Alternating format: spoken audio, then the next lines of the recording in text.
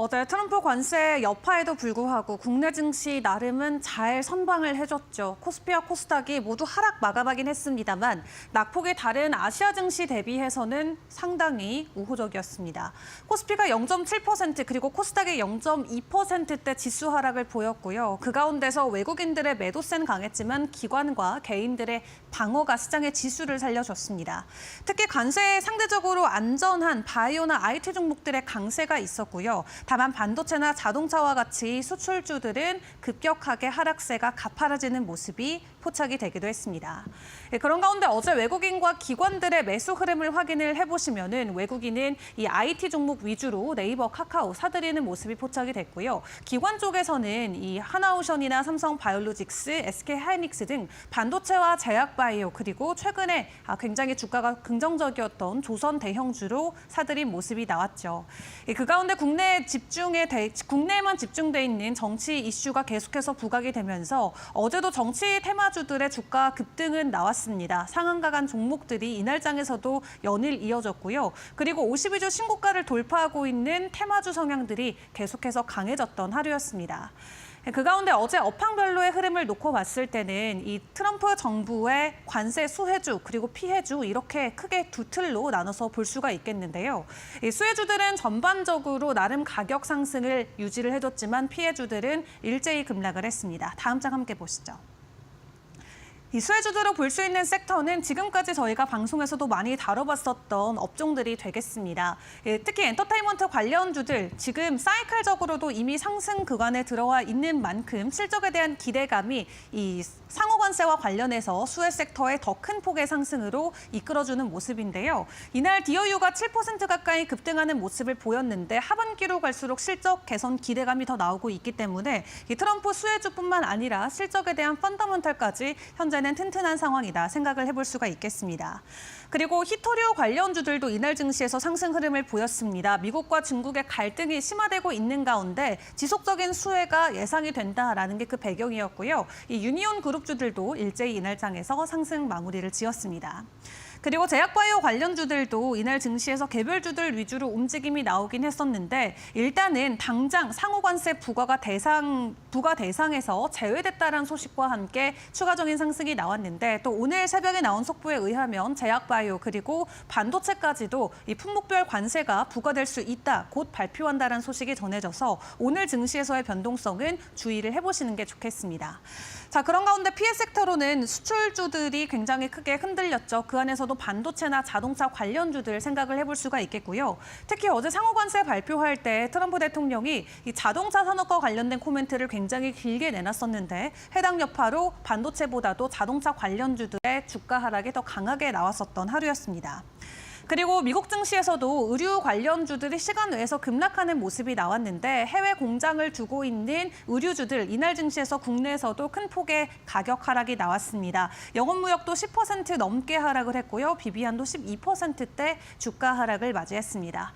이러한 트럼프 관세발 차별화된 이슈가 오늘 증시에도 그대로 적용이 될지 시장 분위기 계속해서 저희와 점검을 해보시길 바라겠고요. 오늘 개장하기 전에 확인해볼 이슈들도 좀 체크를 해보도록 하겠습니다. 어제 시간에 상한가 갔던 종목부터 보자면요. 이 주식 50억 원어치를 추가 취득했다라는 협진. 어제 시간에도 상한가 안착을 했으니까 개별주 투자를 하시는 분들께서는 조금 체크를 해보시면 좋을 것 같고 그리고 그룹이나 이슈단에서의 이슈를 확인을 해보자면 삼성전자 같은 경우는 이 메모리 값을 최대 5% 인상한다는 소식이 어제 단독 보도로 전해졌습니다. 관세 전쟁발 수요가 계속해서 급증하고 있기 때문에 선제적으로 대응을 하겠다라는 거고요. 일부 고객사와도 현재 계약 협상에 착수 단계에 들어가 있는 상황이라고 합니다.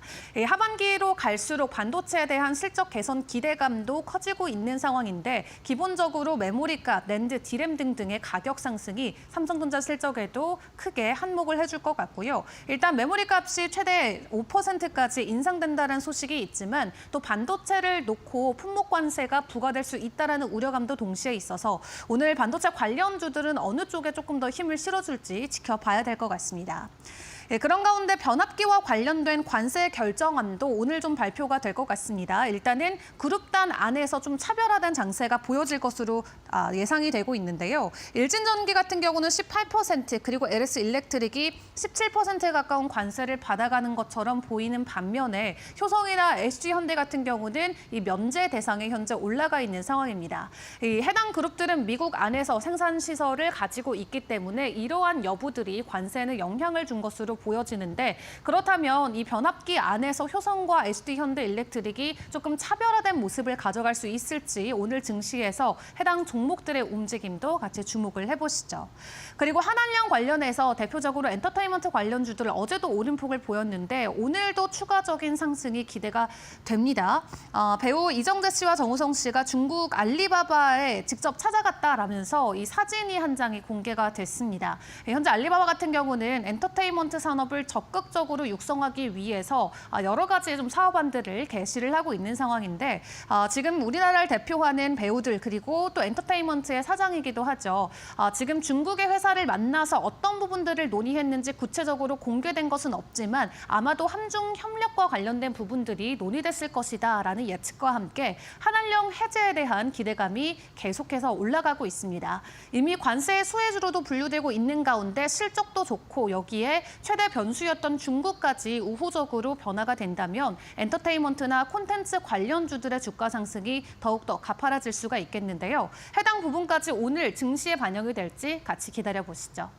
자, 그런 가운데 글로벌 이슈들은 어떤 것들이 있었는지도 점검을 해봐야겠습니다. 일단 트럼프 행정부가 다시 한번 간밤에 관세 철회는 없다라고 못을 박았습니다. 그런 가운데 트럼프 대통령은 오히려 시장이 호황을 누리게 될 것이다라는 말을 남기기도 했는데요.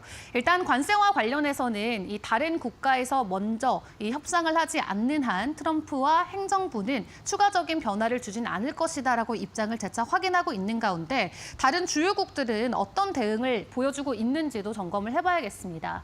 일단 중국 같은 경우는 단호하게 대응하겠다라고 이야기를 남겼고요. 유럽연합에서는 20%의 상호 관세로 보복 조치를 할 수 있다라는 가능성을 시사함과 동시에 협상에 대한 여지까지도 같이 코멘트를 남겼습니다. 그리고 캐나다 같은 경우는 미국 자동차와 관련해서 동일하게 25%의 맞불 관세를 내놓겠다라는 내용을 가지고 왔는데 다른 국가들의 이런 대처에 따라서 시장의 충격이 2차 또 3차로도 가해질 수 있는 만큼 단기적인 변동성에는 계속해서 주목을 해보셔야 될 것 같고요. 상황이 이렇게 극으로 치닫다 보니까 월가에서도 경제에 대한 비관적인 전망들이 간밤 많이 나오기도 했습니다. 현재 미국 경제 안에서 스태그플레이션에 대한 가능성이 더 높아진 상황인데 노무라 증권 같은 경우는 올해 PCE 상승률이 4.7%까지 갈 것이라고 이야기를 하고 있습니다. 연준이 계속해서 이야기하고 있는 2%대 인플레이션을 크게 웃돈 수치인데요. 바클레이즈 같은 경우는 오히려 GDP 하향과 함께 인플레이션은 노무라 증권보다는 소폭 낮은 3.7%를 제시하고 있습니다. 어쨌든 연준이 원했던 방향과는 정반대 방향의 전망들이 지금 계속해서 나오고 있는 상황이기 때문에 앞으로 물가 관련된 이슈들, 특히 지표들 잘 점검을 해보시는 게 중요할 것 같습니다. 일단 이번 주까지는 고용 쪽에 대한 데이터가 계속해서 나오고 있는데요. 간밤 나왔었던 실업수당 청구 건수 같은 경우는 3년 4개월 내 최대치가 나오면서 경기 침체에 대한 우려감을 키워갔고요. 무엇보다도 내일 나올 미국의 고용 보고서가 가장 중요할 것으로 보여지고 있습니다.